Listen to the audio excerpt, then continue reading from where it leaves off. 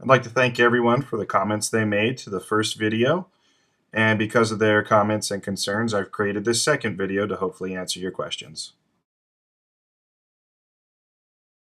This is the same exact one. Used to be on the ear, has now been attached to the vest. And on a tall player, they sit pretty evenly, straight on his shoulders, and can be shot from front and back. The belly also has a sensor here that can get shot. And if you want to go ahead and lift up the barrel of your gun, except that my laser has no problem going down the barrel of his gun and killing him. Right.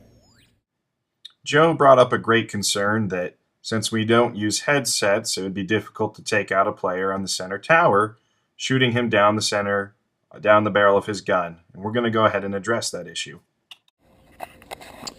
So here we are at Laser Assault. We're here on the center tower. I'm here with Dave Connect. Dave Connect's one of the original forerunners for Laser Assault. He helped build it. And now I'm going to move to a different part of the arena and show how shooting across the game floor down the barrel of a gun is not a problem. when you die, I want you to stand up so we see your blinking, okay? Boom. Okay, so we're going to do a closer shot so we can see you die. So I'm going to start firing. You got a hit? Got a hit. Okay. Go ahead and fire to my right.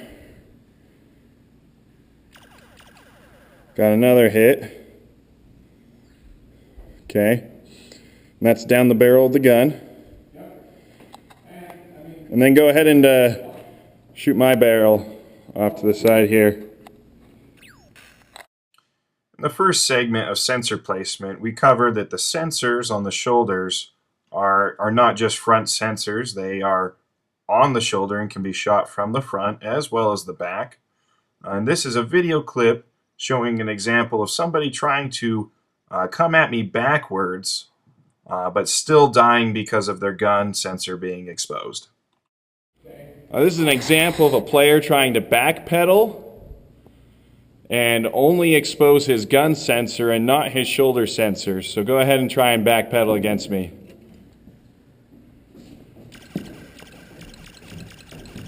That player is now dead.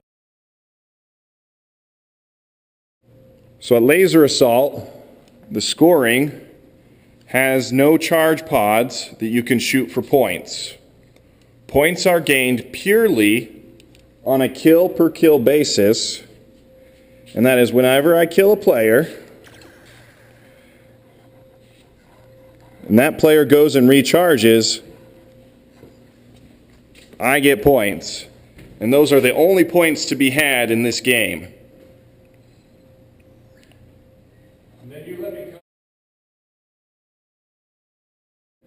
Here at Laser Assault, gameplay is very different. The gameplay does not have a center dividing line anywhere on the floor, and we are here at the center of the game floor. There is nothing that keeps one player from entering enemy territory. This kind of gameplay means that every inch of the game floor can be won and lost based on when you kill your enemy and they lose their front line. The object often is to get behind enemy lines to surprise them. And that is the fun of this floor. Lots of places to hide.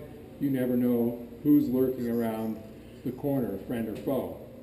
So here's a traditional scenario where I'm in the center tower and my enemy has taken up position behind his different obstacles and he's protected from me. I, in this arena, have the opportunity to retreat and enter his territory. And in a normal game, this is a very typical thing that is a part of the strategy used here at Laser Assault to sneak up behind them in enemy territory.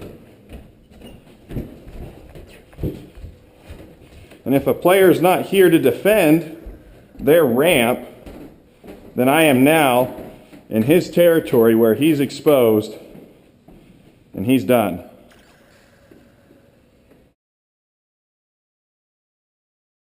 So when a player recharges, it's understood that an enemy does not enter his charge area. And then when the enemy exits the charge area, he is now ready to engage in combat. And based on the game pod and the distance, it can be different for upstairs and for downstairs. And you can walk through their charge area, but you don't shoot people while they're charging, because that's just not how it's played.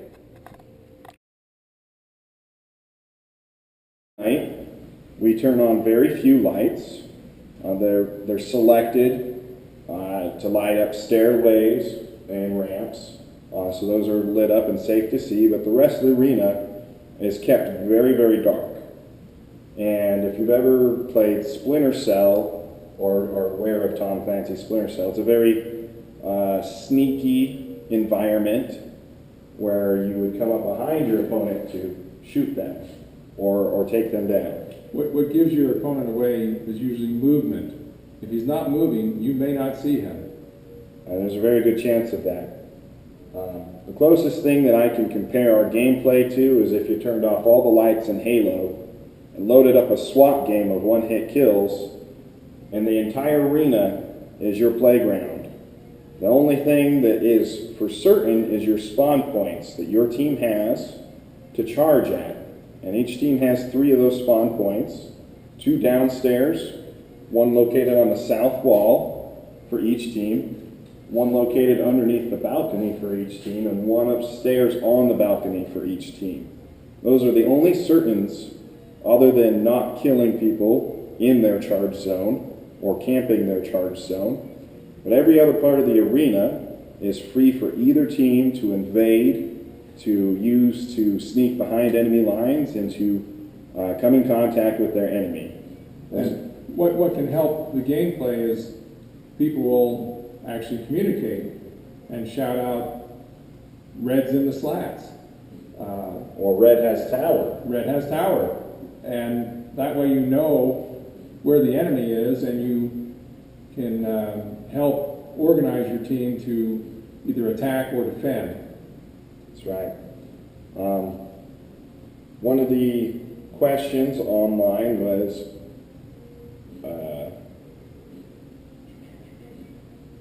have we ever hosted tournaments before? One of the questions online was, has Laser Assault ever hosted any sort of tournament or league night? And yes, we have league night that is held every Wednesday night, and that has anywhere from 10 players to about 25 to 30 players, given the different weeks that come and play one-hit kills in this arena. The games are 40 minutes long, and that can be adjusted just like the hits can be adjusted. And why don't you go ahead and tell us about the tournaments that were held in the early 2000s? We did have tournaments, and when we had enough teams to do it.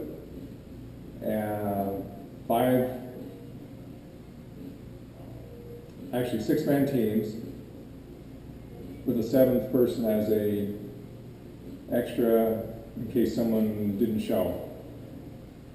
6-man team works, 5-man team will work, but the floor is big enough that you could have easily 10-man teams.